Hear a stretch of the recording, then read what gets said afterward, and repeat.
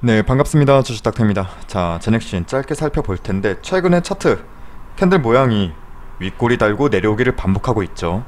계속 윗꼬리 남기면서 종가는 빼는 모습 반복되고 있는데 이건 참 학습의 효과가 큰 것 같아요.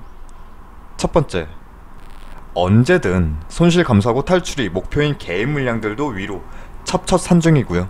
그러니까 시세 조금만 튕겨도 나올 개인 물량 꽤나 된다는 것이고, 근데 이거 다들 알고 계시는 부분이잖아요. 두 번째, 어느 정도 최근 흐름을 통해서 개인들이 학습이 되었다는 거예요. 이거 종가까지 추력 쭉 이어나가는 경우 없더라. 시세 줄 때 빠져나오자. 즉 개인들의 매수 연속성이 조금 둔화되는, 약해지는 배경도 있고요. 그리고 이러한 학습, 10만원 부근에서는 공매 압박 항상 심하더라. 10만원만 넘으면 공매 압박, 주가 아래로 압박 주겠구만. 이러한 학습. 근데 이게 틀린 말은 없어요. 그래서 문제인데, 자, 참 요상하죠? 오늘 흐름만 한번 짧게 볼게요. 분봉상 보면 장초에 이렇게 시세가 나오기 시작했는데 사실 공매 압박이 강했던 것도 아니거든요. 오늘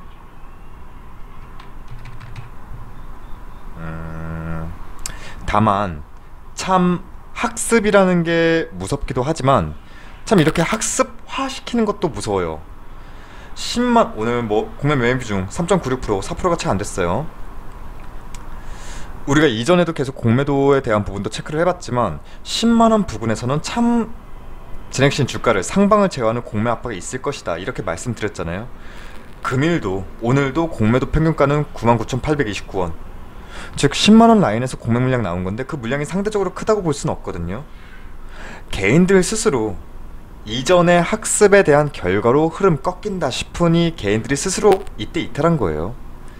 외인이든 기관이든 제넥신 오늘 엄청 누른다, 이건 아니었어요. 사실 얘네들은 그냥 공매 100만 조금 쳤을 뿐 개인들이 스스로 나가는 형국이었고, 이후에는 그냥 뭐 외인이든 연기금이든 10만원 이 라운드 피겨, 이 언저리에서 물량 흡수하는 흐름이었고, 종가 부근 이때 주가가 밀렸던 요인은 개인 물량이 털린 거라 보진 않아요. 투자 주체가 정확히 어딘지는 저도 아직 확인이 안 되는데 기관의 물량이 빠져나간 걸로 저는 확인하고 있거든요. 결과적으로 지금 오늘 기관이 7,000주를 담았다고 하더라도 장중에 기관계 물량 총 12,000주까지도 순매수 물량 들어왔었어요.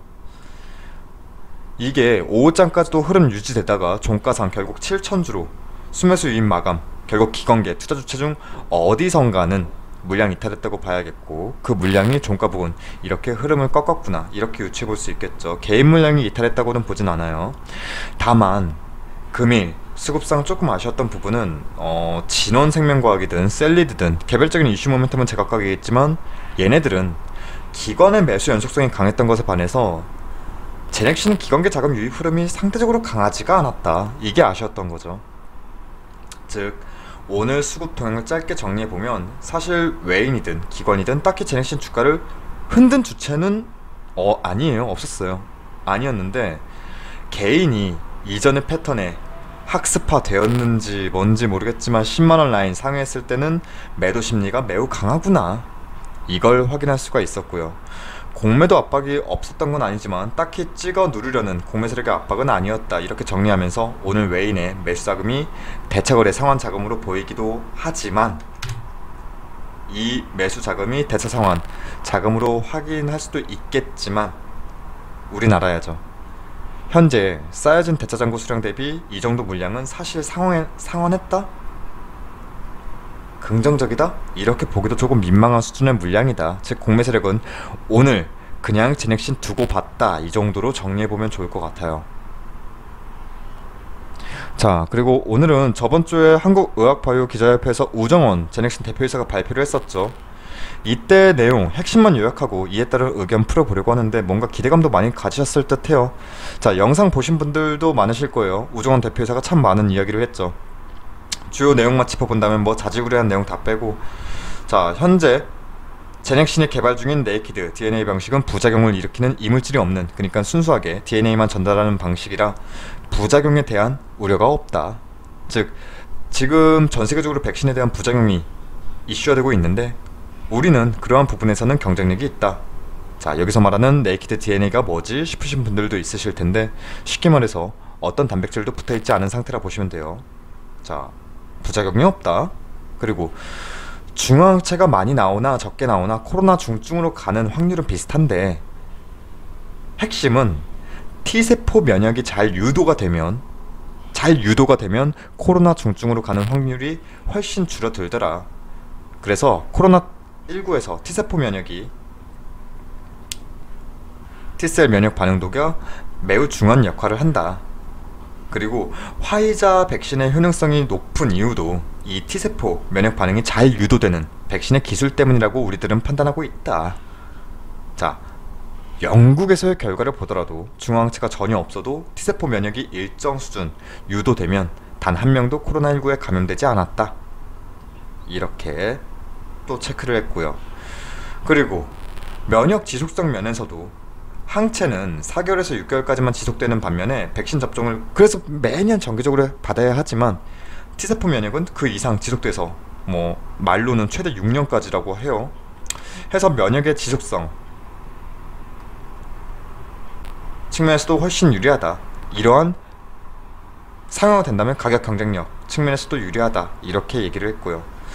해서 정리하자면 지금 일상 결과 부작용 전혀 없었고 2회 이상 150명 투약 완료돼서 6월에 중간 분석이 나올 것이다. 6월에. 저는 근데 여기서 조금 별로던데, 그죠?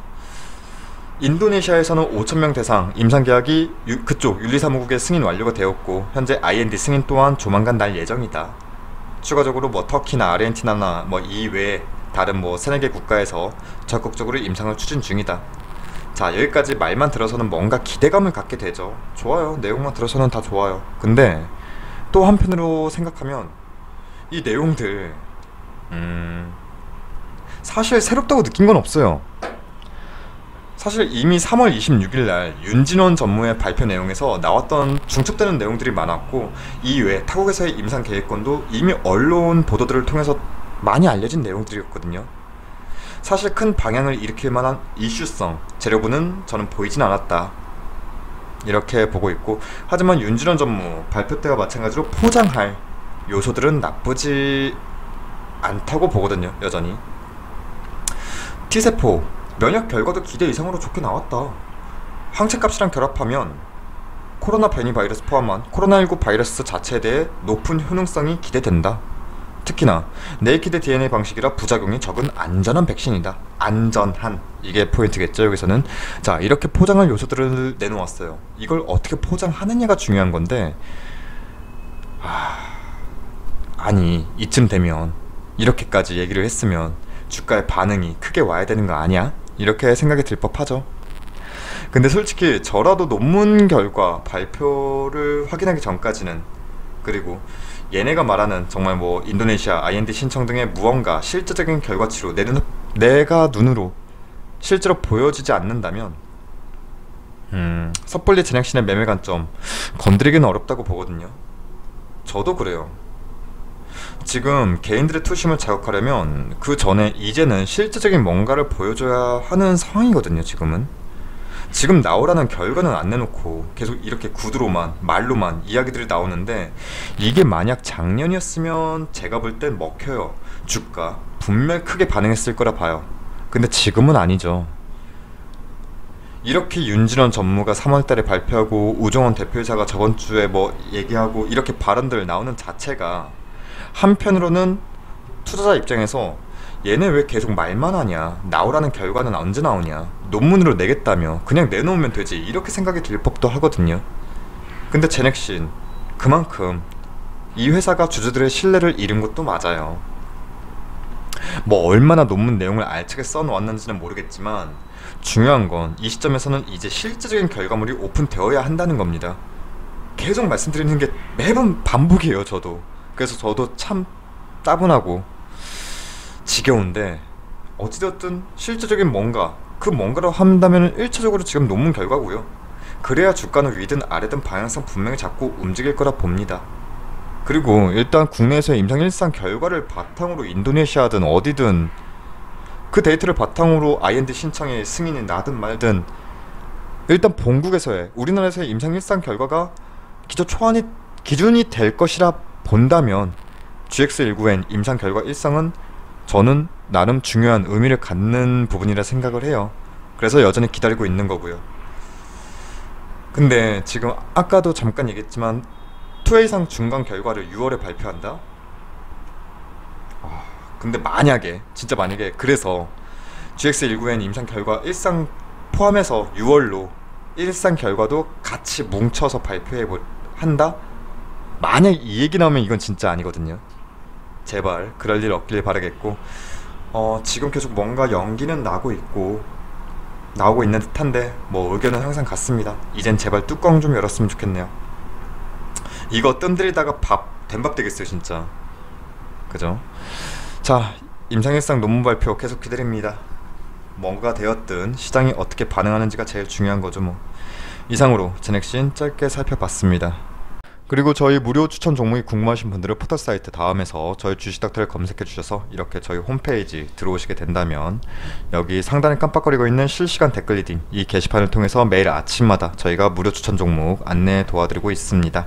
자, 오늘의 무료 추천주 결과만 짧게 살펴본다면 오늘 같은 경우에는 카스, PN풍년, SBS 이렇게 세 종목 추천드려서 오늘은 세 종목 모두 익절로 마감했네요. 그리고 저희 홈페이지 무료 회원 가입만 해주셔도 이렇게 다양한 혜택 드리고 있으니까 많은 관심과 방문도 부탁드리겠습니다. 그럼 오늘 하루도 정말 고생 많으셨습니다. 감사합니다.